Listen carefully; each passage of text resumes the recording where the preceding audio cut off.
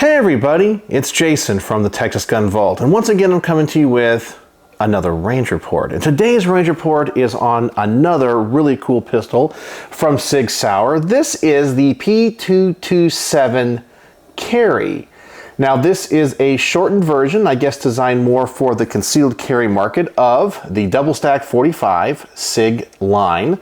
And I have reviewed a standard model P227 in the past. So I'm really excited to see if this gun being a little bit shorter in the barrel and the frame, is it really going to shoot that much different? But before I dive into the things that I like and don't like, I always have to thank the people that make these videos possible. First and foremost is the owner of this awesome pistol, my local subscriber and friend Ken, who actually lent 3 P227s to the channel, and those reviews will be coming up shortly.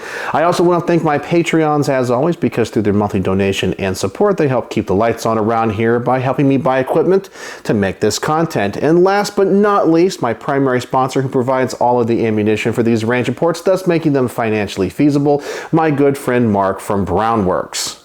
I know I sound like a broken record in every one of these range reports because after all, Brownworks is a sponsor, but I'm telling you, Brownworks is one of the best grip manufacturers in the country. Every grip that Mark makes over there is a piece of art. He does amazing custom work, and every grip he makes is one of a kind. I know that I'm rolling in some footage here of some of his best work. He makes grips for Colt 1911s, Beretta 92s, CZs, just to name a few. And I even know he makes a few grips for the Sigs. So I'm not really sure what models he currently makes them for, but he's always expanding what he offers. He makes some of the finest grips on the market. I'm telling you, he can make grips out of a wide variety of exotic woods and materials, and he can even put on custom logos and engravings. He's a huge supporter here at the Texas Gun Vault. As I mentioned, he provides all of the ammunition, so I want to support him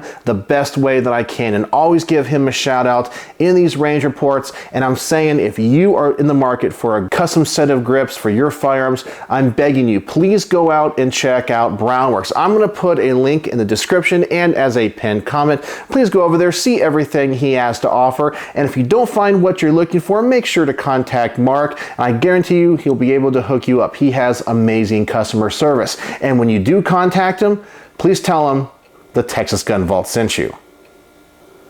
So as I was saying, we're here today to talk about the Sig Sauer P227 Carry. Now, I'm a little perplexed by the numbering system here because the 227 is the full size double stack 45, and normally when Sig comes out with a more compact version of a gun, they give it a new number. But here they just keep the same number and call it the carry version. So we have a shorter barrel, shorter slide, and shorter frame. So it should accept all of the other P227 magazines and accessories. I guess you want to kind of think of it as like a Glock 19 to a Glock 17. That's what this is. So for those that want to carry 45 ACP as their everyday carry, this might be a great gun for you, offering lots of capacity and of course the Sig quality. So let's talk about those things that I like and don't like, always starting off with the positive first, and I just mentioned one, the Sig quality. Sig is a company that I have grown over the years to appreciate more and more. When I first got into firearms, I wasn't too impressed with them. I'm not really sure why, but the more I shop them, the more I'm like, wow, these are just fantastic firearms. They're well built. I do have issues with them, such on the P series, the bore axis is a little bit high, but overall, the quality that goes into almost every Sig gun that I have ever fired is exceptional. Absolutely love that. I really like the fact that all of these guns come with these Sig night sights. Yeah, they already have tritium inserted into those sights, and they are metal, unlike other companies like Glock, which always give you those plastic sights. I also like the Sig controls. For being a double action, single action firearm, having this decocker here on the side is great. I wish more companies would offer that instead of having the decocker integrated with the safety, if that's how they decide to design it. But I find this to be a very intuitive control setup. Unfortunately, it is not ambidextrous, so I know you lefties out there kind of get left out by Sig, but the controls, if you're a righty, I think are absolutely fantastic. And on this particular model, the last thing I really like are the grips. Now, the grips on this one I think just came stock as the E2 grips. It's a little bit different than the standard grips that come on other SIGs where you have those screws on the side. I've never actually taken these off, but I find these to be extremely ergonomic with some nice texturing to them, which make them very comfortable. They're very ergonomic. I like them a lot. I know that they offer these as upgrades to any gun, and I like the fact that they just came on this particular gun from the factory. All right, so let's talk about the things that I don't like. And believe it or not, there's only one thing about this gun just sitting here on the table that I don't like, and that's the trigger. Now, yeah, this is a double action, single action gun. I don't shoot those the best, but the problem is this gun does not have the SRT trigger, or the short reset trigger. One of the greatest things that SIG has ever come out with for all of their guns is the SRT trigger. Essentially, they reworked the mechanics of that trigger, giving you a shorter pull, a shorter reset. It's crisper, it's lighter, it just works so much better. And this one has the older trigger in it. Now, you can upgrade this trigger and by buying simply the parts and installing them yourself, but this is what comes in the box. And simply when I dry fire this gun, that trigger is just not that good, especially the single action trigger. So let me go ahead and show it to you here on camera. So we have quite a bit of take up, a little bit of grit. You hit that wall, the wall's pretty nice. Trigger falls. Then our reset is quite long. We're still going. There it is. And then we have a lot of take up again. And I find that if you want to shoot this gun particularly fast, it's actually kind of challenging. It's weird to feel, especially when you're really used to more modern triggers and better triggers. This thing can kind of slow you down, and I did have a few issues with that at the range. But that's really the only thing here, looking at it and handling it here on the table, that I don't like. Everything about it I love. The design, the looks, the rail, the size of the frame, the way it feels in my hand, the controls, all those things I think are huge positives. So let's go ahead and get this fine pistol to the range. Let's see what it shoots like. Well, I'm going to start off by loading up one of the larger magazines because I want to put some more rounds through this thing. And yes, as I said, these guns accept the larger magazines for the P227 and the extended ones. And this one says it holds 14 rounds, but I think I got 15 in here, and it mates up with that frame really nice, so you get a lot of capacity if that's something that you want to do. So I'm going to load up this magazine right here, put 14 or 15 shots down range, just see how it shoots, what the accuracy is like, how the recoil is, and what the trigger feels like. So let's see how I do.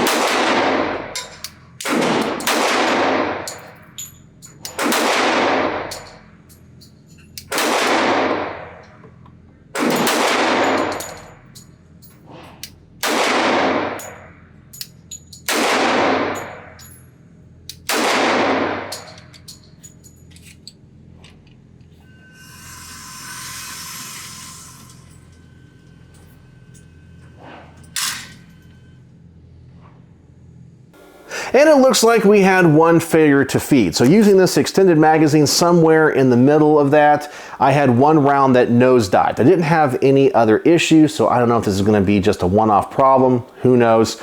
I am just using Federal 230 ball ammo in this test, so I wasn't really expecting to have any issues like that, but nothing else happened. The gun seems to be very low recoil, especially for a smaller 45. One of the reasons I don't like small 45s is that recoil, but SIGs usually handle that recoil pretty well. This gun does a great job at that. I think the trigger is the worst part of this, especially in single action.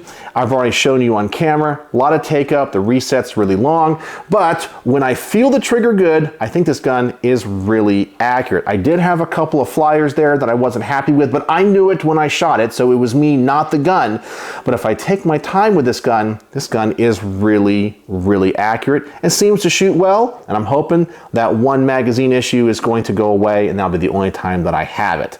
So that was my first shot. So I'm now going to load up the standard capacity magazine that comes with the gun, these 10 rounders, I guess more designed for concealed carry. I'm going to put the target out at about 15 yards, doubling that distance. I call this the accuracy portion, but it's not really me bench resting the gun. I'm just curious, if I take my time, what's going to happen to that group? Is this gun going to be just as accurate? How are the sights at a little bit further distance? Well, I always want to find out. So this is how I do.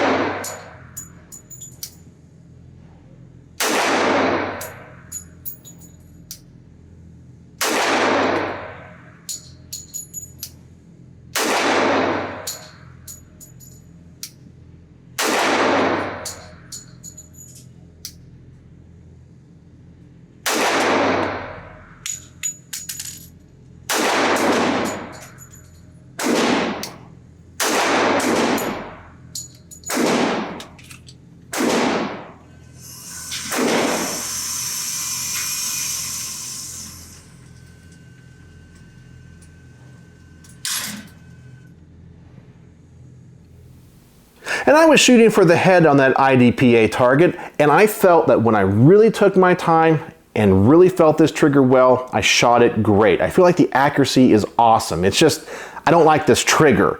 But if I own this gun, the SRT trigger would be installed in this on day one. And I think Ken said he was going to do that after he got it back from this review. So I think that's going to be a well worth upgrade. And overall, I really do feel that this gun is accurate. It feels great for being a 45. Well, now, as always, I want to give my wife, Becky, a shot. And you know, I told you in some of the last range reports, she's not a big fan of 45. They just have a little bit too much recoil for her. She has smaller hands, and many times 45s just have very large grips. But I think she's going to like this, so I'm curious to see what she says. So I'm going to load up another magazine for her and just get her thoughts and opinions. I always want to do this because she's a very different shooter than I am, and sometimes will bring things to my attention that I didn't think about because, as I said, she has smaller hands, she's smaller statured, and she likes different things in firearms than I do. So let's get her thoughts and see how she shoots this.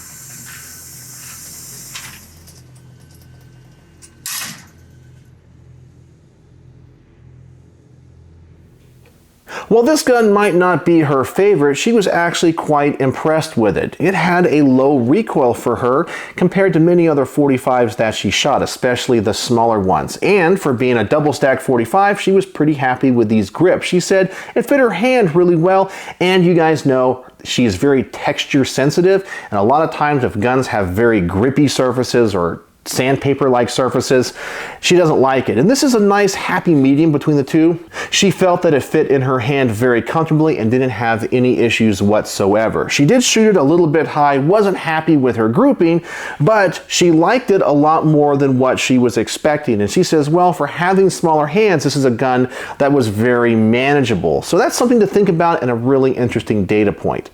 Now, speaking of the trigger, I want to do my double action test. Every time I shoot one of these Sig P series pistols, I like to just see what the double action is like. And I can tell you from just sitting it here on the table and pulling the trigger and dry firing, I think this double action is actually the best aspect of this trigger. So going from double action to single action, I don't like, but when I just pull the trigger in double action, it's pretty consistent. I like that. The weight might be a little bit heavy, but it's very consistent. As I said, it's very predictable and has a smooth pull every single time. So I'll load up another magazine and I'm going to use this decocker between each shot. Just see how accurate I'm going to be. I am going to take my time, but all of this will be in double action. So let's see how the gun performs.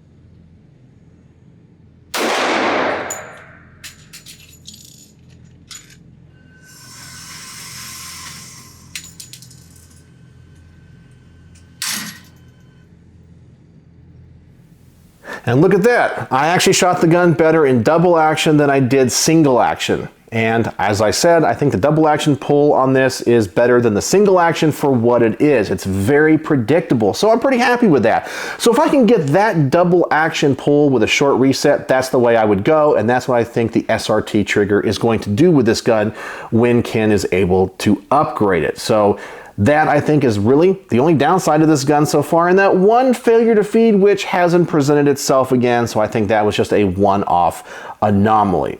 Well, I have one more test that I want to perform. That's the quick magazine change. Whether you want to think about it as using this gun for a defensive use or maybe in a competition, well, how fast can I shoot this gun? How fast can I clear this magazine, get a new one inserted? This one does not have any type of real flared mag well or anything that's really going to assist in that. How hard is that going to be to get the gun back in action and back on target? Now, if an average gun guy like myself can do it relatively fast and easy, well, I know someone like yourself that is probably a well-trained individual, especially if you're a competition shooter, can do it even better and even faster. So let's see what I experience.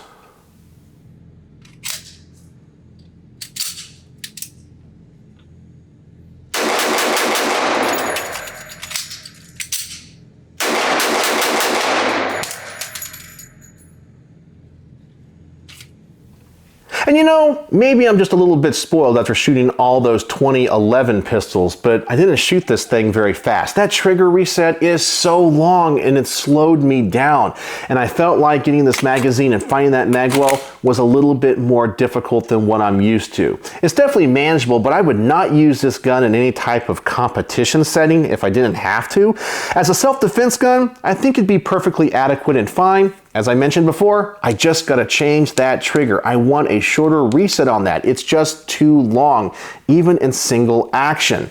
But I don't shoot it as fast as I do other firearms.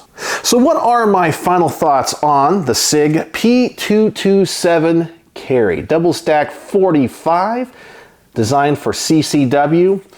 Well, like the initial P227 that I reviewed, I'm going to say this is a gun that I regret passing on when they were in production, because as of right now, it is my understanding that this is discontinued. Now, will Sig ever bring them back?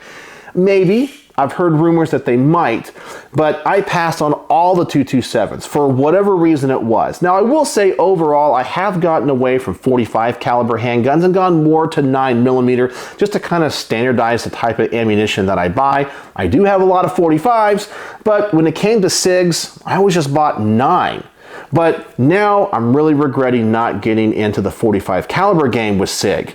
And this has been another great pistol from them. I really feel like this design works well in .45. And I know that SIG has offered .45 caliber P-series guns since the 1970s because they knew at that time American consumers cared more about .45 than they did 9mm. So the P220 has pretty much always been in .45, and I have a few of those, and they shoot great as well. And when they put this in a double stack configuration, you get that extra firepower. It's awesome. And I can see why this is a very attractive pistol for people that want to carry .45. It's an awesome caliber and an awesome gun. The biggest downside is that trigger, but everything else about this gun was fantastic. The sights were great. I felt it was very accurate. It was low recoil and very comfortable in my hands. I was very impressed by this. And to be honest with you, I wasn't expecting that. I was expecting to give this thing, before I saw it and before I shot it, probably about 3 out of 5 stars, because that was just my opinion of it after looking at it and reading about it. But after shooting it, it's definitely a 4.5 star out of 5 star gun. I'm really impressed with how this thing shoots. It's just the trigger. And I think if this thing had an SRT trigger, it might be, in my opinion, one of the best .45 caliber concealed carry pistols on the market. It was just awesome. And it's just too bad that this gun is discontinued. But 4.5 stars out of 5 for the Sig P227 Carry. Yeah, I like this a lot, and I wasn't expecting that from a shorter framed, shorter barreled .45. So thank you, Ken, for lending me this gun. It's been an awesome experience getting to shoot this, and I look forward to shooting the other P227s. So let me know what you guys think. Do you own a P227? Do you think it's a cool concept? Do you want a double stack .45 SIG? If you do, let me know in the comment section below. And as always, thanks for watching.